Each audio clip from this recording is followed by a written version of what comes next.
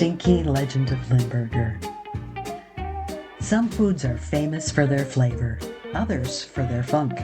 And then there's Limburger cheese, Wisconsin classic with a reputation that clears the room before it clears plates.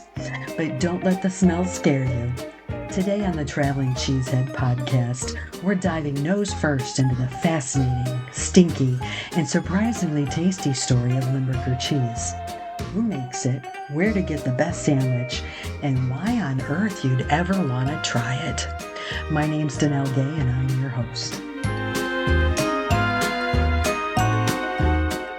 So what is Limburger cheese? Limburger cheese is famous, or infamous, depending on how you look at it, for its strong, unmistakable aroma. If you've ever smelled old gym socks or wet dog and thought, you know what would pair really well with rye bread? Well, you might be a Limburger fan. But here's the truth. Beneath that funky smell is a creamy, tangy cheese that's been part of Wisconsin's dairy legacy for over a century. Woo-hoo! Yeah! Now, who makes Limburger cheese? Oh my goodness. If you're looking for Limburger cheese in the United States, there is only one place you can get the real deal. The Chalet Cheese Cooperative in Monroe, Wisconsin. Founded in 1885 by Swiss immigrants, this co-op is the last remaining Limburger producer in the entire United States. That's right, the only one. Their cheesemakers are old school pros, still crafting Limburger using traditional techniques that date back to Europe. And if that weren't enough, Chalet Cheese is also home to some of the best baby Swiss and brick cheese in the country. But it's their Limburger that's earned them both groans and praise for generations now. Now, where to get the best Limburger sandwich? Just a short walk from the cheese factory is the place that's made Limburger into a full-blown cultural event. Baumgartner's Cheese Store and Tavern, which is also in Monroe, Wisconsin. Open since 1931, this spot is part cheese shop, part tavern, and part shrine to strong smells. Order the classic. It's a thick slice of Limburger, raw onion, spicy brown mustard, and rye bread. You can ask for it grilled if you want to mellow that punch a little bit. Pair it with a local brew, and you've got a rite of passage served on a plate. This isn't just a sandwich. It's a conversation starter, a memory maker, and possibly the quickest way to ensure you get a table all to yourself. Now, the bonus fun is watching patrons throw dollar bills on the ceiling with quarters and tacks. No, really, it's a thing. And once a year, they're closed for a day or two. Take all that money down, and it's donated to local charities. It's thousands of dollars for the greater good and community. Now, where else can you try Limburger cheese? I will say that outside of Monroe, Wisconsin, it's rare, but not impossible. You might find Limburger on occasional menus at Wisconsin supper clubs or during local food festivals, especially in communities proud of their cheese heritage. But most of the time, folks make the pilgrimage to Baumgartner's or pick up a block from Chalet Cheese and build their own Brave Bite at home. I know I've had the Mr. Stinky sandwich at the Fulton store just outside of Edgerton, Wisconsin. It had Braunschweiger, Limburger, raw onion, and mustard on a marbled rye. Oof. Now, if you know a restaurant that serves it, we'd love to hear about it in your experience.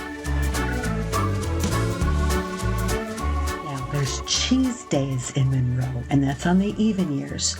So the year 2025, me doing the podcast episode in this year, it's not going to happen this year, but it will next year in 2026. So if you want to test your mettle with Limburger and celebrate everything cheesy, visit Monroe during Cheese Days, held every even-numbered year.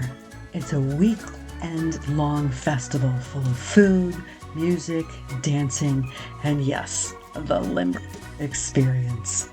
Locals and visitors alike line up to brave the sandwich and earn that badge of honor, or at least some bragging rights on social media. There's even a Limburger tasting booth if you just want to dip your toes in. Add in polka bands, a parade, a yodeling contest, and beer flowing like a Swiss river, and you've got a full-on dairy dreamscape. Now, why would anyone eat this? Great question, and the answer lies in the flavor. Limburger's bark is worse than its bite. Yes, it smells, shall we say, assertive, but taste-wise, it's actually smooth, earthy, and creamy, with a pleasant tang, especially when balanced with that spicy mustard and sweet onion crunch. And let's be honest, trying Limburger is like a Wisconsin badge of honor. Like polka, supper clubs, or cheering for the Packers in sub-zero temperatures, it's just part of our experience. Plus, there's something wonderfully old-fashioned about it. This isn't a cheese-chasing trend on Instagram. It's stubborn, it's smelly, and it's still here after all of those years. If you're feeling bold, try it grilled at first. It softens both the texture and the smell. Now, Limburger's even made it in pop culture. Cartoons made Limburger infamous. Bugs Bunny, Tom and Jerry, Looney Tunes, they all turned this cheese into a comedic weapon of mass destruction. But beneath the gag is a slice of real Americana. Limburger has been a part of our culinary culture since the 1800s, and it's still kicking despite the jokes. The cheese might not be for everyone, but it's certainly earned its place in our pop culture. Okay, now it's your turn. Take the Limburger challenge. The mic is on you. Have you ever tried a Limburger cheese sandwich? Yeah. Did you survive it? Yeah. Love it? Yeah. Loathe it? Yeah. Let us know. Share your story in the comments. Post a pic in the Wisconsin Road Trips Facebook group or tag us online. We want to hear your best bite or biggest regret. Which is it? And if you haven't tried it yet, now you know where to go. Baumgartner's in Monroe is waiting. Don't forget to bring your sense of adventure, maybe some gum, and possibly a clothespin for your nose. This has been the Traveling Cheesehead Podcast, a little cheesier than ever. I want to remind you to travel boldly, try something stinky, and never be afraid of a sandwich with a little personality. And next time when somebody says, "Ooh, Limburger," you can say, "Been there, ate that, still smiling."